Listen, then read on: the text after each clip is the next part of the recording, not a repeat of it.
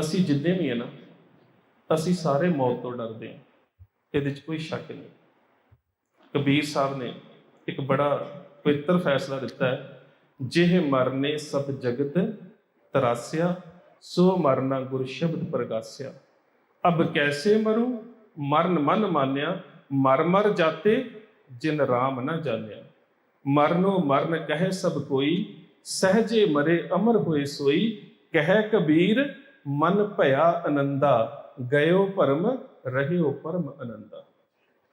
ਤੇ ਜਦੋਂ ਮੈਂ ਮੌਤ ਦੇ ਬਾਰੇ ਕਈ ਵਾਰੀ ਪੜ੍ਹਦਾ ਹੈ ਨਾ, ਮੈਂ ਜਿੰਨੀਆਂ ਵੀ ਹੁਣ ਤੱਕ ਕਿਤਾਬਾਂ ਪੜ੍ਹੀਆਂ ਨੇ ਮਨੋਵਿਗਿਆਨਕਾਂ ਦੀਆਂ, ਫਿਲਾਸਫਰਾਂ ਦੀਆਂ, ਉਹ ਇੱਥੇ ਆ ਕੇ ਗੱਲ ਨੂੰ ਖਤਮ ਕਰ ਦਿੰਦੇ ਨੇ ਕਿ ਮੋਸਟ ਅਨਅੰਡਰਸਟੈਂਡੇਬਲ ਮਿਸਟਰੀ।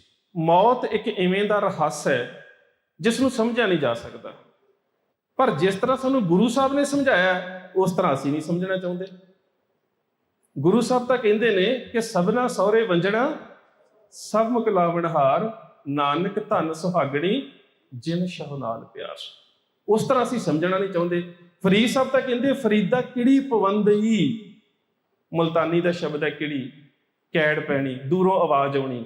ਕਹਿੰਦੇ ਤੈਨੂੰ ਆਵਾਜ਼ ਆ ਰਹੀ ਹੈ, ਖੜਾ ਨਾ ਆਪ ਮੁਹਾਏ, ਜਿੱਤ ਦਿਹਾੜੇ ਧਨਵਰੀ, ਸਾਹੇ ਲਏ ਲਿਖਾਏ। ਮੁਲਕ ਜੇ ਕੰਨੀ ਸੁਣੀ ਦਾ, ਮੂੰਹ ਦਿਖਾ ਲੈ ਆਏ। ਸਾਹੇ ਲਿਖੀ ਨਾ ਚੱਲਣੀ, ਜਿੰਦੂ ਕੋ ਸਮਝਾਏ। ਜਿੰਦ ਵਹੁਟੀ ਮਰਨ ਵਰ ਲੈ ਜਾਸੀ, ਜਿੰਦ ਨਮਾਣੀ ਕੱਢੀਏ ਹੱਡਾਂ ਕੂ ਕੜਕਾਏ। ਸਾਰਿਆਂ ਚਲੇ ਜਾਣਾ, ਪਰ ਇਸ ਗੱਲ ਨੂੰ ਤਸਲੀਮ ਕਰਨ ਨੂੰ ਅਸੀਂ ਤਿਆਰ ਨਹੀਂ। ਕਿਉਂ? ਕਿਉਂਕਿ ਮਨ ਨਹੀਂ ਚਾਹੁੰਦਾ ਸੰਸਾਰ ਤੋਂ ਜਾਣਾ। ਤੇ ਇਸੇ ਕਰਕੇ ਗੁਰੂ ਪਾਤਸ਼ਾਹ ਨੇ ਕਿਹਾ ਕਿ ਸਮਰਪਣ ਉਹਨਾਂ ਚਿਰ ਆ ਹੀ ਨਹੀਂ ਸਕਦਾ। ਆ ਪਿੱਛੇ ਜੇ ਤੁਸੀਂ UNICEF ਦੀ ਇੱਕ ਰਿਪੋਰਟ ਪੜ੍ਹੀ ਹੋਵੇਗੀ, ਬੜੀ ਦਿਲ ਨੂੰ ਦਹਿਲਾਉਣ ਵਾਲੀ ਹੈ, ਮਨ ਦੇ ਵਿੱਚ ਇੱਕ ਭੈ ਪੈਦਾ ਕਰਦੀ ਹੈ ਕਿ ਹਿੰਦੁਸਤਾਨ ਦੇ ਵਿੱਚ 119 ਪਰ ਮਿਲੀਅਨ ਬੱਚੇ ਜਿਹੜੇ ਨੇ ਹਰ ਸਾਲ ਅਗਵਾ ਹੁੰਦੇ ਨੇ। ਕੁੱਲ ਗਿਣਤੀ ਹੈ 1,66,680 ਬੱਚੇ ਹਰ ਸਾਲ ਅਗਵਾ ਹੁੰਦੇ ਨੇ, ਜਿਨ੍ਹਾਂ ਦੀ ਉਮਰ 12 ਸਾਲ ਤੋਂ ਲੈ ਕੇ 18 ਸਾਲ ਤੱਕ ਹੈ। ਉਹਨਾਂ ਦੇ ਵਿੱਚੋਂ ਕੇਵਲ 0.8%, 1% ਤੋਂ ਘੱਟ ਬੱਚੇ ਮਾਂ-ਬਾਪ ਨੂੰ ਦੁਬਾਰਾ ਮਿਲਦੇ ਨੇ, ਬਾਕੀ ਨਹੀਂ ਮਿਲਦੇ। ਉਹ ਕਿੱਥੇ ਚਲੇ ਜਾਂਦੇ ਨੇ? ਇੱਕ ਸਵਾਲ ਹੈ ਸਾਡੇ ਸਾਹਮਣੇ। ਵਪਾਰ ਹੋ ਰਿਹਾ ਬਹੁਤ ਵੱਡਾ। ਬਹੁਤ ਅਮੀਰ ਲੋਕਾਂ ਦੇ ਜਦੋਂ ਬਹੁਤ ਜ਼ਿਆਦਾ ਜ਼ਿੰਦਗੀ ਸੰਜਮ ਦੇ ਵਿੱਚ ਨਾ ਜੀਣ ਕਰਕੇ ਜਿਹੜੀਆਂ ਬਿਮਾਰੀਆਂ ਜਨਮ ਲੈ ਰਹੀਆਂ ਨੇ, ਕਿਸੇ ਦੇ ਗੁਰਦੇ ਖਰਾਬ ਹੋ ਰਹੇ ਨੇ, ਕਿਸੇ ਦਾ ਜਿਗਰ ਖਰਾਬ ਹੋ ਰਿਹਾ ਹੈ, ਉਹਨਾਂ ਬੱਚਿਆਂ ਦੇ ਜਿਗਰ ਔਰ ਗੁਰਦੇ ਵੇਚੇ ਜਾ ਰਹੇ ਨੇ ਘੱਟ ਘੱਟ। ਅਕਸਰ ਤੁਸੀਂ ਅਖਬਾਰਾਂ 'ਚ ਪੜ੍ਹਦੇ ਹੋ ਇਹਨਾਂ ਗੱਲਾਂ ਨੂੰ।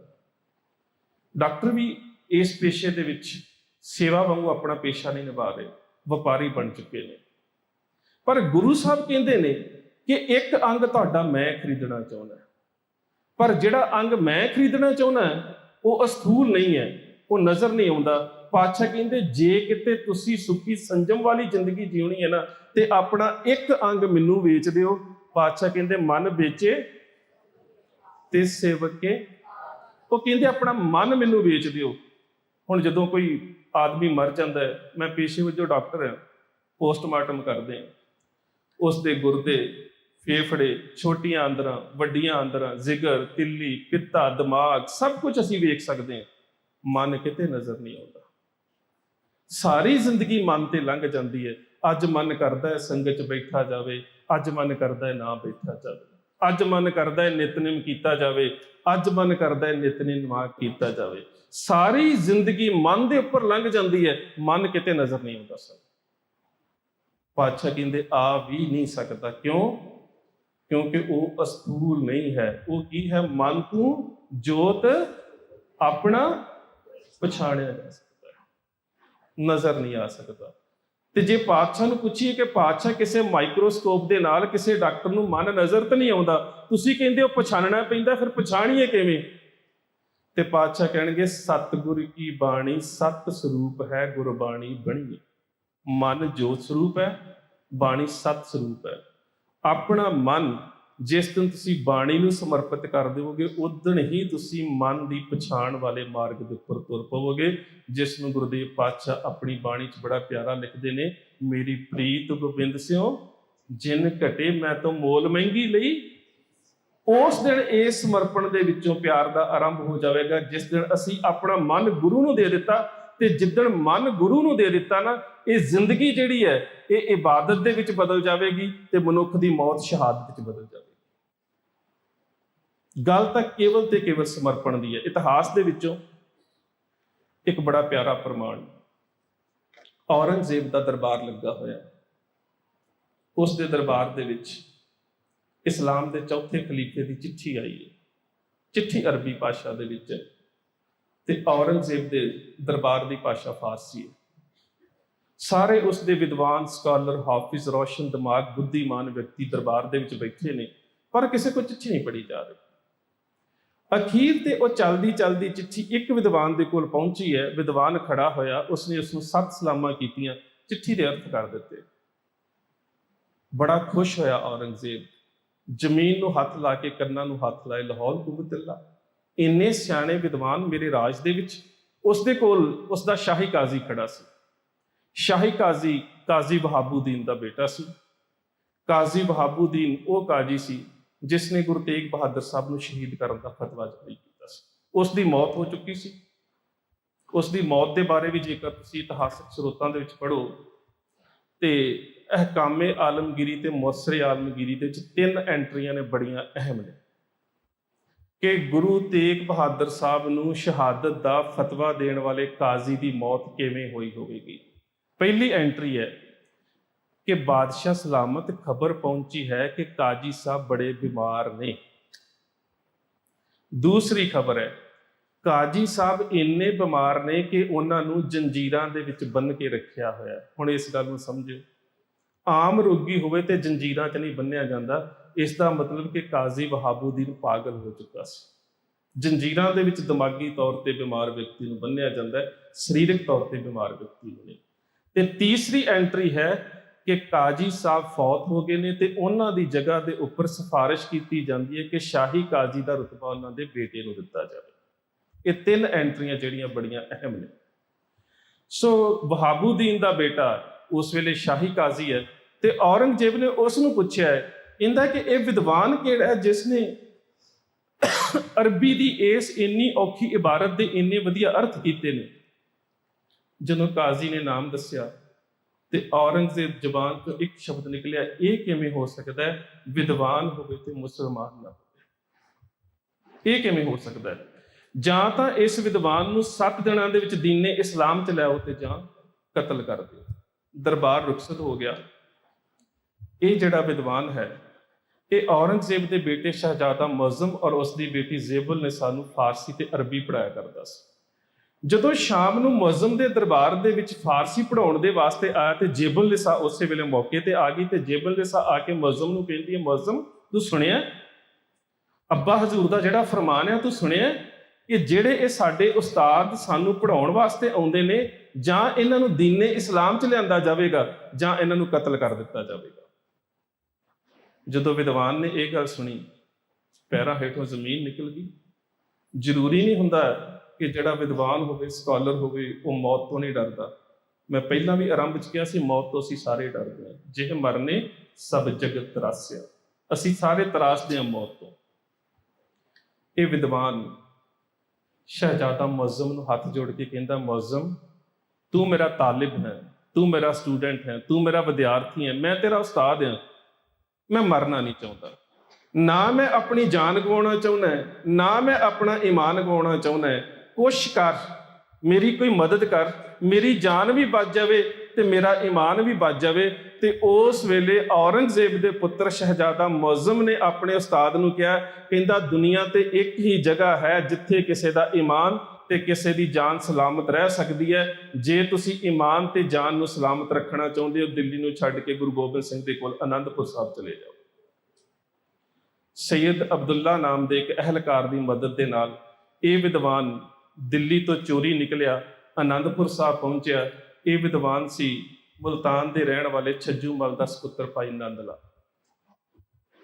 ਕਲਗੀਧਰ ਪਾਤਸ਼ਾਹ ਗੁਰੂ ਗੋਬਿੰਦ ਸਿੰਘ ਮਹਾਰਾਜ ਦੀ ਸ਼ਰਨ ਦੇ ਵਿੱਚ ਆਉਣ ਤੋਂ ਪਹਿਲਾਂ ਇਹ ਔਰੰਗਜ਼ੇਬ ਦੇ ਪਰਿਵਾਰ ਦੇ ਬੱਚਿਆਂ ਨੂੰ ਪੜ੍ਹਾਇਆ ਕਰਦੇ ਸੀ ਤੇ ਔਰੰਗਜ਼ੇਬ ਦੇ ਦਰਬਾਰ ਦੇ ਵਿੱਚ ਇਹ ਬੜੇ ਚੰਗੇ ਵਿਦਵਾਨ ਸੀ।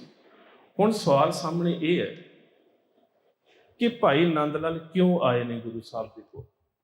ਮੌਤ ਤੋਂ ਡਰਦੇ। ਹੋਰ ਕੋਈ ਪ੍ਰਯੋਜਨ ਨਹੀਂ ਹੈ ਗੁਰੂ ਸਾਹਿਬ ਦੇ ਕੋਲ ਉਸ ਵੇਲੇ ਆਉਣ ਦਾ। ਭਾਈ ਨੰਦ ਲਾਲ ਗੁਰੂ ਗੋਬਿੰਦ ਸਿੰਘ ਮਹਾਰਾਜ ਦੇ ਕੋਲ ਆਏ ਨੇ ਮੌਤ ਤੋਂ ਡਰਦੇ। ਕਲਗੀਧਰ ਪਾਤਸ਼ਾਹ ਗੁਰੂ ਗੋਬਿੰਦ ਸਿੰਘ ਮਹਾਰਾਜ ਦੇ ਕੋਲ ਪਹੁੰਚੇ ਤੇ ਜਦੋਂ ਪਹਿਲੇ ਦਿਨ ਦੀਦਾਰ ਕੀਤੇ ਤੇ ਕਲਗੀਧਰ ਪਾਤਸ਼ਾਹ ਗੁਰੂ ਗੋਬਿੰਦ ਸਿੰਘ ਮਹਾਰਾਜ ਕੇਸੀ ਇਸ਼ਨਾਨ ਕਰਕੇ ਬੈਠੇ ਨੇ। ਨੰਦ ਲਾਲ ਕੋਲ ਆਏ, ਫਾਰਸੀ ਦੇ ਸ਼ਾਇਰ ਸੀ। ਉਸੇ ਵੇਲੇ ਇੱਕ ਨਜ਼ਮ ਕਹਿ ਦਿੱਤੀ, ਗਾਹੇ ਸੂਫੀ ਗਾਹੇ ਜ਼ਾਹਿਦ ਗਾਹੇ ਕਲੰਦਰ ਮੇ ਸ਼ਬਦ ਰੰਗ ਹਾਏ ਮੁਖਤਲਿਫ ਦਾਰਦ ਬੁੱਤੇ ਅਯਾਰਮਾ। ਐ ਕਲਗੀਧਰ ਪਾਤਸ਼ਾਹ, ਮੈਂ ਤੈਨੂੰ ਕੀ ਕਵਾਂ? ਤੇਰੀ ਸ਼ਖਸੀਅਤ ਦੇ ਵਿੱਚ, ਤੇਰੇ ਇਸ ਚਿਹਰੇ ਦੇ ਵਿੱਚ ਇੰਨੇ ਜ਼ਿਆਦਾ ਗੁਣ ਤੇ ਰੰਗ ਨਜ਼ਰ ਆਉਂਦੇ ਨੇ, ਮੈਨੂੰ ਸਮਝ ਨਹੀਂ ਆ ਰਹੀ ਮੈਂ ਤੈਨੂੰ ਕੀ ਕਹਿ ਕੇ ਸੰਬੋਧਿਤ ਹੋਵਾਂ। ਗਾਹੇ ਸੂਫੀ ਗਾਹੇ ਜ਼ਾਹਿਦ ਗਾਹੇ ਕਲੰਦਰ ਮੇ ਸ਼ਬਦ ਰੰਗ ਹਾਏ ਮੁਖਤਲਿਫ, ਕਈ ਤਰ੍ਹਾਂ ਦੇ ਰੰਗ ਨੇ ਤੇਰੀ ਸ਼ਖਸੀਅਤ ਦੇ, ਮੈਂ ਤੈਨੂੰ ਕੀ ਕਹਿ ਕੇ ਸੰਬੋਧਿਤ ਹੋਵਾਂ। ਅਗਲੀ ਗੱਲ ਕਹਿ ਦਿੱਤੀ, ਦੀਨ ਦੁਨੀਆ ਦਰ ਕਮੰਦੇ ਆ ਬਰੀ ਰੁਖਸਾਰ ਮਾਂ ਹਰ ਦੋ ਆਲਮ ਕੀਮਤੇ ਯਕ ਤਾਰ ਮੂਏ ਯਾਰ ਮਾਂ। ਐ ਕਲਗੀਧਰ ਪਾਤਸ਼ਾਹ, ਜੇਕਰ ਸਾਰੀ ਦੁਨੀਆ ਦੀ ਦੌਲਤ ਮੇਰੇ ਕੋਲ ਹੋਵੇ, ਉਹ ਤੇਰੇ ਚਿਹਰੇ ਦੇ ਉੱਪਰੋਂ ਕੁਰਬਾਨ ਕੀਤੀ ਜਾ ਸਕਦੀ ਹੈ। ਜੇ ਮੇਰੇ ਕੋਲ ਲੋਕ ਤੇ ਪਰਲੋਕ ਦੀ ਤਾਕਤ ਹੋਵੇ ਨਾ, ਤੇ ਤੇਰੇ ਇੱਕ ਕੇਸਾਂ ਦੀ ਤਾਰ ਦੇ ਉੱਪਰੋਂ ਉਹਨਾਂ ਨੂੰ ਵਾਰ ਕੇ ਸੁੱਟਿਆ ਜਾ ਸਕਦਾ ਹੈ। ਕਲਗੀਧਰ ਪਾਤਸ਼ਾਹ ਗੁਰੂ ਗੋਬਿੰਦ ਸਿੰਘ ਮਹਾਰਾਜ ਨੇ ਗੱਲ ਨਾਲ ਲਾਇਆ, ਕਹਿੰਦੇ ਨੰਦ ਲਾਲ ਇਹ ਕਿਵੇਂ? ਤੇ ਨੰਦ ਲਾਲ ਅਗਲਾ ਸ਼ੇਰ ਕਹਿੰਦੇ ਨੇ, ਦਿਲ ਅਗਰ ਦਾਨਾ ਬਵਦ ਅੰਤਰ ਕਿਨਾਰ ਯਾਰ ਅਸਤ ਚਸ਼ਮ ਗਰ ਬਿਨਾ ਬਵਦ ਹਰ ਤਰਫ ਦੀਦਾਰ ਅਸਤ। ਹੁਣ ਗੱਲ ਸਰੀਰਾਂ ਤੋਂ ਟੁੱਟ ਗਈ। ਕਹਿੰਦੇ ਪਾਤਸ਼ਾਹ, ਜਦੋਂ ਦੀ ਤੇਰੇ ਮੁਖਾਰਬਿੰਦ ਦੇ ਵਿੱਚੋਂ ਮਿੱਠੀ ਬਾਣੀ ਸਰਵਣ ਕੀਤੀ ਹੈ, ਤੇ ਜਦੋਂ ਦਾ ਤੇਰੀ ਸ਼ਬਦ ਦੇ ਸਦਕਾ ਮੈਂ ਸ਼ਬਦ ਦੀ ਵਿਚਾਰਧਾਰਾ ਦੇ ਨਾਲ ਜੁੜਿਆ, ਹੁਣ ਤੂੰ ਸਾਹਮਣੇ ਨਾ ਵੀ ਹੋਵੇ, ਹਰ ਤਰਫ ਦੀਦਾਰ ਅਸਤ। ਮੈਨੂੰ ਗੁਰੂ ਗੋਬਿੰਦ ਸਿੰਘ ਹੀ ਨਜ਼ਰ ਆਉਂਦਾ, ਮੈਨੂੰ ਹਰ ਚੀਜ਼ ਦੇ ਵਿੱਚ ਗੁਰੂ ਗੋਬਿੰਦ ਸਿੰਘ ਨਜ਼ਰ ਆਉਂਦਾ। ਕਲਗੀਧਰ ਪਾਤਸ਼ਾਹ ਗੁਰੂ ਗੋਬਿੰਦ ਸਿੰਘ ਮਹਾਰਾਜ ਨੇ ਇੱਕ ਬੜਾ ਪਿਆਰਾ ਕੌਤਕ ਕੀਤਾ। ਭਾਈ ਨੰਦ ਲਾਲ ਨੂੰ ਨਾਲ ਲਿਆ ਤੇ ਉੱਠ ਕੇ ਤੁਰ ਪਏ। ਕੁਝ ਸਿੱਖ ਵੀ ਪਿੱਛੇ ਪਿੱਛੇ ਤੁਰ ਪਏ। ਰਸਤੇ ਦੇ ਵਿੱਚ ਜਾਂਦਿਆਂ ਇੱਕ ਪੱਥਰ ਜ਼ਮੀਨ ਤੋਂ ਚੁੱਕਿਆ ਤੇ ਦੂਰ ਪਾਣੀ ਦੇ ਵਿੱਚ ਸੁੱਟ ਦਿੱਤਾ, ਤੇ ਨਾਲ ਹੀ ਸਵਾਲ ਕੀਤਾ, ਸਿੱਖੋ ਪੱਥਰ ਡੁੱਬਿਆ ਕਿਉਂ ਹੈ? ਕੁਦਰਤਨ ਇੱਕ ਸਿੱਖ ਦਾ ਜਵਾਬ, ਪਾਤਸ਼ਾਹ ਪੱਥਰ ਸੀ, ਪਾਣੀ 'ਚ ਸੁੱਟਿਆ, ਡੁੱਬ ਜਾਵੇਗਾ, ਡੁੱਬ ਗਿਆ। ਪਾਤਸ਼ਾਹ ਮੁਸਕਰਾ ਕੇ ਅੱਗੇ ਤੁਰ ਪਏ। ਥੋੜਾ ਅੱਗੇ ਗਏ, ਇੱਕ ਪੱਥਰ ਫਿਰ ਚੁੱਕ ਲਿਆ, ਫਿਰ ਪਾਣੀ ਦੇ ਵਿੱਚ। ਸਵਾਲ ਫਿਰ ਉਹੀ ਹੈ, ਸਿੱਖੋ ਪੱਥਰ ਡੁੱਬਿਆ ਕਿਉਂ ਹੈ? ਜਵਾਬ ਉਹੀ ਹੁੰਦਾ ਹੈ, ਅਸੀਂ ਲੋਕ ਕਈ ਵਾਰੀ ਸ਼ਬਦਾਂ ਦੇ ਜਾਦੂਗਰ ਬਣ ਜਾਂਦੇ ਹਾਂ। ਪਾਤਸ਼ਾਹ, ਪੱਥਰ ਭਾਰਾ ਹੁੰਦਾ ਹੈ, ਪਾਣੀ ਹਲਕਾ ਹੁੰਦਾ ਹੈ, ਹਰ ਭਾਰੀ ਚੀਜ਼ ਪਾਣੀ 'ਚ ਡੁੱਬ ਜਾਂਦੀ ਹੈ। ਤੁਸੀਂ ਪਾਣੀ 'ਚ ਪੱਥਰ ਸੁੱਟਿਆ ਸੀ, ਡੁੱਬ ਗਿਆ। ਪਾਤਸ਼ਾਹ ਨੇ ਕੋਈ ਟਿੱਪਣੀ ਨਹੀਂ, ਕੋਈ ਕਮੈਂਟ ਨਹੀਂ, ਮੁਸਕਰਾ ਕੇ ਅੱਗੇ ਤੁਰ ਪਏ। ਇੱਕ ਪੱਥਰ ਫਿਰ ਚੁੱਕ ਲਿਆ, ਫਿਰ ਪਾਣੀ ਦੇ ਵਿੱਚ। ਸਵਾਲ ਫਿਰ ਉਹੀ ਹੈ, ਸਿੱਖੋ ਪੱਥਰ ਡੁੱਬਿਆ ਕਿਉਂ ਹੈ? ਇਹ ਸਾਡਾ ਇੱਕ ਸੁਭਾਅ ਹੈ। ਇੱਕ ਬੱਚਾ ਵੀ ਬਾਰ-ਬਾਰ ਇੱਕ ਸਵਾਲ, ਇੱਕ ਗੱਲ ਸਾਡੇ ਕੋਲ ਪੁੱਛੇ, ਅਸੀਂ ਤਲਖੀ 'ਚ ਆ ਜਾਂਦੇ ਹਾਂ। ਤੀਸਰੀ ਵਾਰੀ ਪੁੱਛਣ ਤੇ ਇੱਕ ਤਲਖੀ 'ਚ ਆ ਕੇ ਕਹਿੰਦਾ, ਪਾਤਸ਼ਾਹ ਕੀ ਕਰਦੇ ਹੋ? ਪੱਥਰ ਚੁੱਕਦੇ ਹੋ, ਪਾਣੀ 'ਚ ਸੁੱਟਦੇ ਹੋ, ਫਿਰ ਕਹਿੰਦੇ ਹੋ ਕਿਉਂ ਡੁੱਬਿਆ? ਪਾਤਸ਼ਾਹ, ਤੁਸੀਂ ਕਮਾਲੇ ਕਰਾਮਾਤ ਜ਼ਾਹਰਾ ਜ਼ਹੂਰ, ਤੁਸੀਂ ਆਪ ਨਿਰੰਕਾਰ ਹੋ, ਤੁਹਾਨੂੰ ਵੀ ਪਤਾ ਹੈ ਕਿ ਪੱਥਰ ਪਾਣੀ 'ਚ ਡੁੱਬ ਜਾਂਦਾ ਹੈ, ਤੁਸੀਂ ਬਾਰ-ਬਾਰ ਸਾਨੂੰ ਕਿਉਂ ਪੁੱਛਦੇ ਹੋ? ਪਾਤਸ਼ਾਹ ਤਲਖੀ 'ਚ ਨਹੀਂ ਆਏ, ਮੁਸਕਰਾ ਕੇ ਅੱਗੇ ਤੁਰ ਪਏ।